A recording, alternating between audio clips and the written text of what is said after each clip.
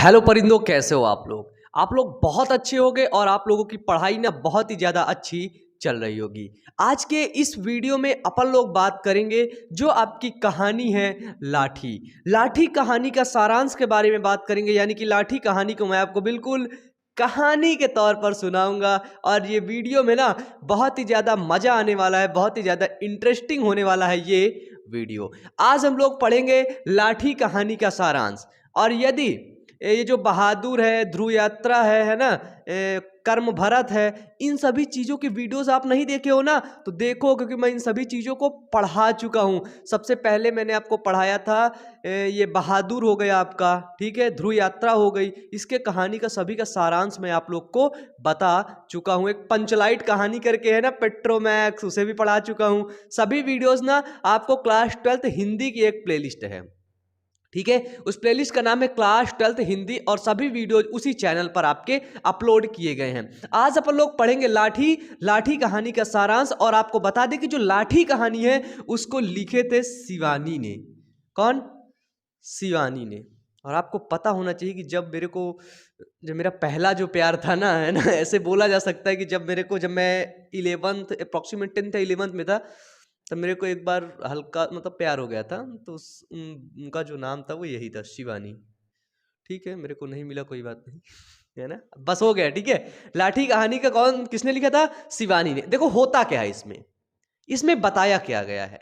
इसमें बताया ये गया है कि जो एक पति होता है, एक पति अपने पत्नी से किस प्रकार प्रेम करता है, ठीक है।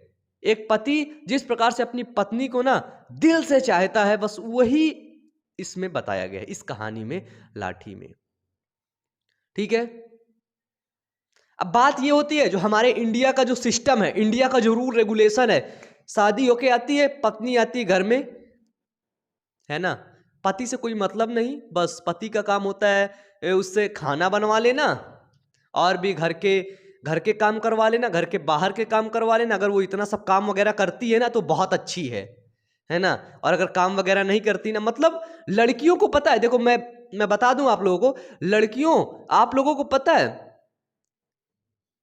लोगों ने आपके दिमाग में भर दिया है कि आपको खाना बनाना है, कि आपको घर के काम करने हैं, चूल्हा बर्तन करने, चौका करना है, जो भी सारी चीजें ना, घर में झाड़ू लगाना है, आपके दिमाग में भर दिया गया है आपके, है ना। जब आप पैदा होते हो ना, 5 साल के 10 साल के होते हो ना, उसके बाद से तुझे ससुराल जाना है, घर बनाना है, खाना बनाना, ये करना, वो करना, ये सब सीख। पढ़ाई लिखाई पे कोई ध्यान नहीं देता। लेकिन बच्चे, आज का समाज लगातार कंटिन्यू बदल रहा है, तो अपने अपने को बदल लो, ठीक है। एक बिजनेस का होना जरूरी है, और एक सरकारी नौकरी का भी होना बहुत ही ज्यादा जरूरी है आप लोगों के लिए, ठीक है।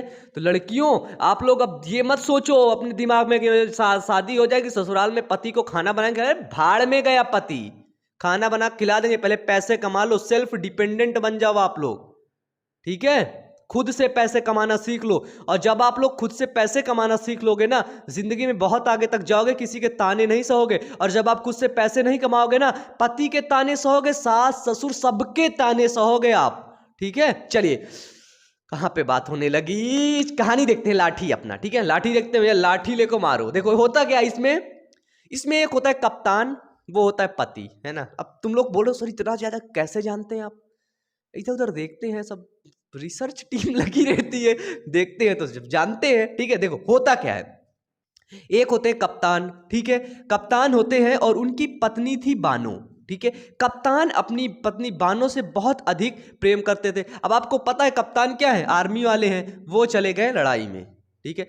2 साल तक कप्तान घर से बाहर रहे।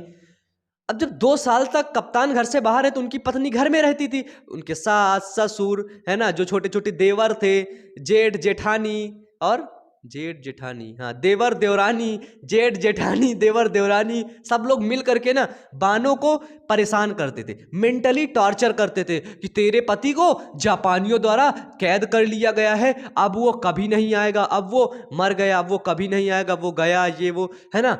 जब बानो को इतना ज्यादा सब लोग मिलकर, पूरे परिवार वाले मिल करके उसको टॉर्चर करते थे, तो बानो मेंटली परेशान हो गई, मतलब परेशान हो गई वो।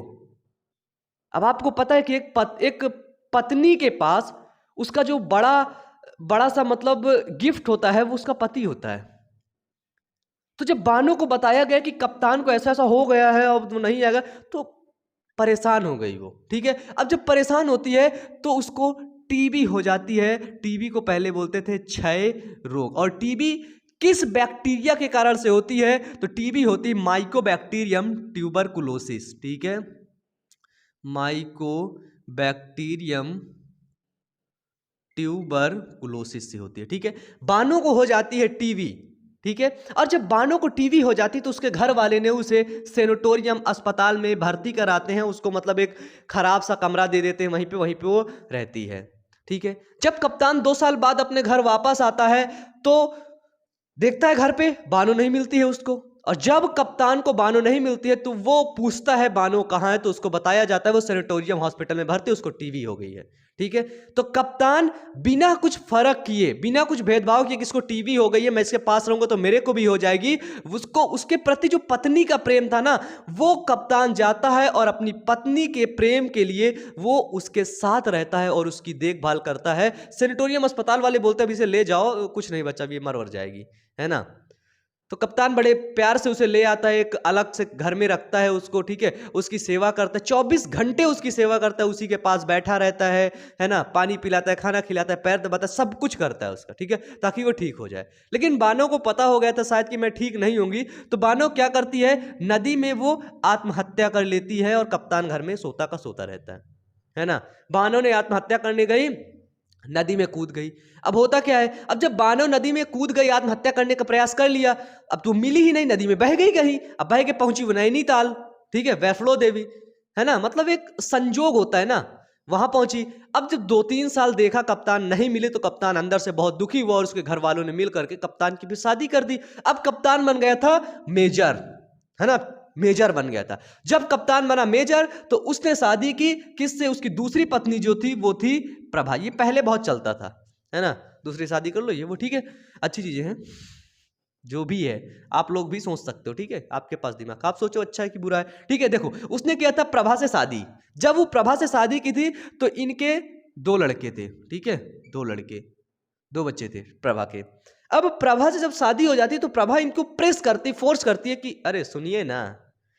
मेजर बोलता है हाँ जी बताइए। बोलती चलो हम लोग चलते हैं नैनो से चलते हैं ना, नैनो से चलते हैं नैनीताल वैष्णो देवी के दर्शन करने। मेजर अरे नहीं, तो फिर प्रभु बोलते अरे नहीं जी सुनिए ना, चलिए चलते हैं ना। तो मेजर बोलता है अच्छा बित्ता कह रहे हो, चलो चलते हैं। मेजर तैयार हो गया, चल दिया। जब मेजर तैयार होकर चलता है तो रास्ते में एक जगह चाय पीता है नैनीताल पहुंच करके, तो वहीं पे एक वैष्णो देवी का जो पूजा पाठ वाला झुंड होता है वो निकलता है।